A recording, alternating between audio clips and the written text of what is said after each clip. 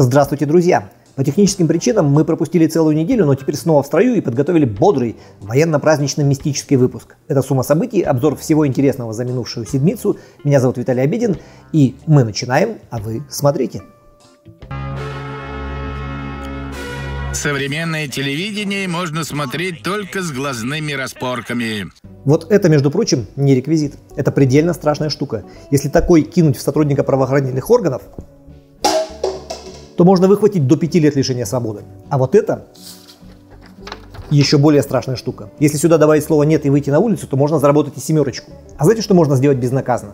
Собрать группу вооруженных людей, пройти как нож сквозь масло через всю страну, захватывая города, избивая вертолеты до самолета вооруженных сил Российской Федерации, угрожать свержением законной власти, и за все это полагается ничего. Ну ладно, не совсем ничего. Полагается безопасный выезд в другую страну. Давно фраза «русский бунт бессмысленный и беспощадный» так не играла красками. Ничего не понимаю. Якутия, безусловно, далеко не только от зоны СВО, но и от Москвы. Однако эхо пригожинского бунта долетело и до нас. Руководство правоохранительных органов засело у себя в кабинетах у телефонов, ожидая команды на введение плана «Крепость». Это означает переход на специально разработанный режим для правоохранительных органов для противодействия попыткам захватить объекты внутренних дел или внутренних войск. А глава республики Айсен Николаев прямо на эссехе отвлекся от праздника, чтобы подтвердить верность Путину и пообещать биться с его врагами. Только не в реальности, там ЧВК «Вагнер», как выяснилось, способна навалять, пожалуй, всем в России, а на другом, ментально-мистическом уровне.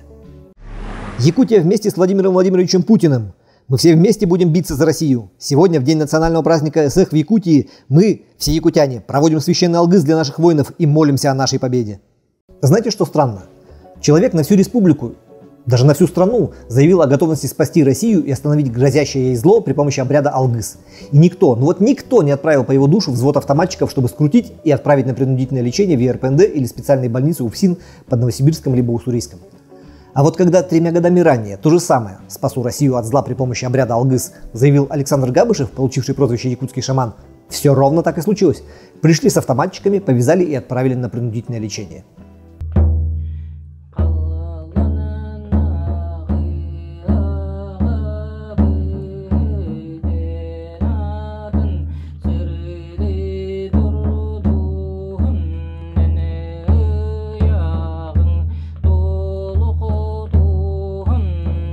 Вообще, эсэх города Якутска, эсэх Туймады, в этом году прошел как максимально политизированное мероприятие. Якутские чиновники сделали все, просто все, чтобы поставить народные традиции и верования на службу своим карьерным и политическим интересам. Начнем с основного. Как вы знаете, главный тренд провластных политических партий сегодня – всемирная поддержка СВО, специальной военной операции. Поэтому нет ничего удивительного, что накануне праздника Евгений Григорьев, мэр, а.к.а. политику в сторону все для людей, заявил, эсэх Туймады будет посвящен участникам СВО. Можно много кричать о том, что играть в оппозицию и прочее, но, ребят, давайте быть реалистами. И плевать, что задолго до этого было объявлено, что городской эсэх пройдет под девизом «Якутск – город трудовой доблести», и что он будет посвящен году педагога и наставника в Российской Федерации, году труда в Республике Саха-Якутия и году Аиди Гэгэй по якутскому календарю. Ну и что? У Евгения Николаевича выборы. Он возглавил список единороссов в Гордуму, а это значит отложил людей в сторону и теперь все для политики, даже эсэх. В любом случае среда влияет на субъект. Это системный подход. В той ситуации, когда я оказался в том контексте, в котором я сегодня живу, очевидно то, что есть вещи, которые требовали корректировки. Данное решение вызвало некоторый раскол в обществе. Например, популярная якутская ведущая Лиза Газизова заявила о том, что она не будет принимать участие в празднике, поскольку не считает это для себя возможным. Заявление получило неожиданно большую медийную огласку, попало в федеральные СМИ, и немалое число людей Лизу поддержало. Опросы в социальных сетях показали, что многие жители республики возмущены и разочарованы попыткой поставить праздник встречи Солнца на службу политики. Некоторые даже начали заявлять о том, что они именно из-за этого не поедут на праздник. На моей памяти власти впервые удалось рассорить общество накануне самого объединяющего события в республике. Молодцы. Я просто похлопаю. Понятно, что такие опросы не репрезентативны, но они все равно дают представление о том, что немалая часть жителей республики откровенно возмущена попытками чиновников приватизировать народный праздник. С другой стороны, народный ли? Народ, он в чистом поле сидит, ждет солнца, а истинные хозяева праздника и гости отмечают вот так.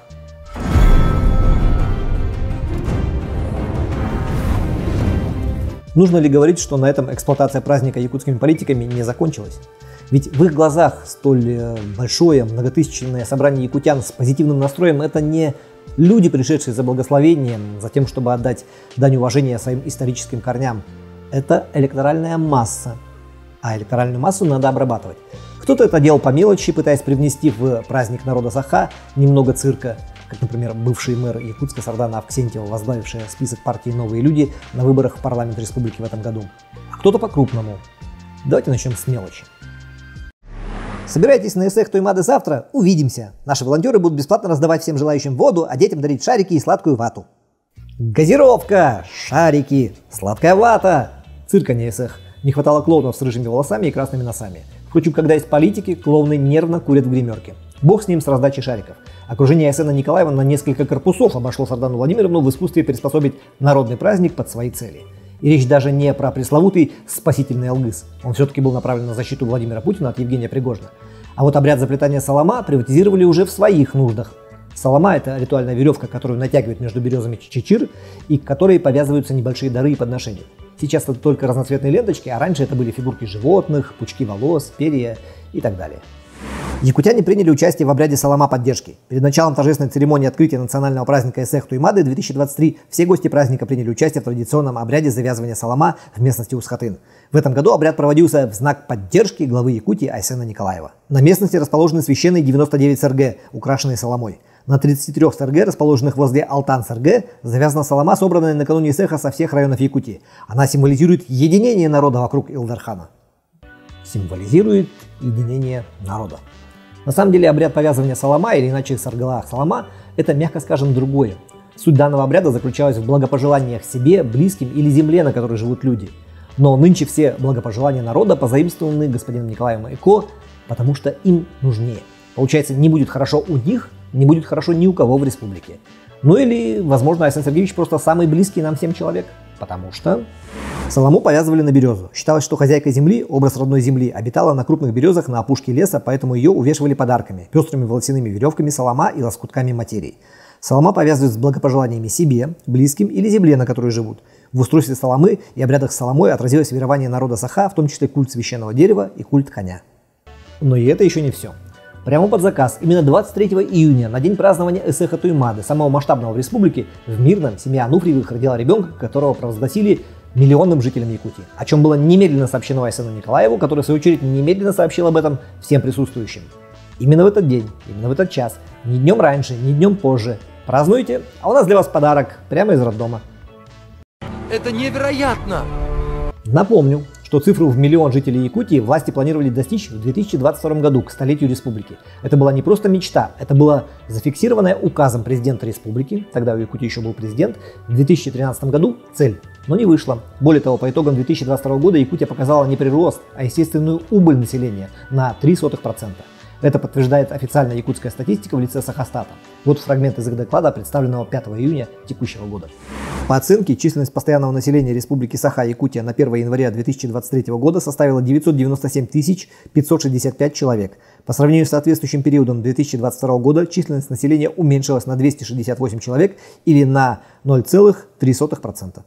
И это при том, что за год до 2022 года было зафиксировано аномальное увеличение этой самой численности на 24 тысячи человек за год. Такого не было последние 30 лет. Впрочем, все это мы уже рассказывали в предыдущем выпуске «Суммы событий», посвященном встрече Владимира Владимировича Путина и Айсена Сергеевича Николаева. Наверху будет ссылка-подсказка. Как за год отрицательный рост превратился в качественный прирост, тот еще вопрос. Ну, наверное, срочно оформили как якутян несколько тысяч вахтовиков. Не удивлюсь. Слышь, баклажан, у вас в Эфиопии все такие умные. Я русский. Курение, кстати, вредит вашему здоровью. Хотя иногда посмотришь новости, почитаешь новости, послушаешь новости и тянет закурить. Но мы этого делать не будем. И для того, чтобы вы закончили просмотр нашего обзора на позитивной ноте, ловите 3 замечательных видео. Не кочегары мы, не плотники, но сожалений горьких нет. Как нет, там и монтажники, и высотники, да, и с высоты вам шлем привет. Это были ростовские дворники. Дворники из города Ростов-на-Дону, который был захвачен ЧВК «Вагнер». Акцентирую внимание, дворники вышли убираться на улицы города, в которые въехали танки с вооруженными людьми, устроившими захват либо блокирование административных зданий. Дворники среди бела дня вышли делать свою работу, убирать мусор за танками. Вот это организация городских служб, вот это ответственность, вот это любовь и уважение к своему городу. Может нам скинуться на билет Евгению Николаевичу до Ростова-на-Дону? Пусть там постажируется, как порядок на улице обеспечивать. Как вам идея? Нормально будет. И вот на этой ноте мы с вами попрощаемся. Это была «Сумма событий». Я Виталий Обедин. Будем наблюдать за всем интересным, что готовит нам новая неделя, а потом мы снова встретимся и все обсудим. Подписывайтесь на канал, оставайтесь с нами. А пока.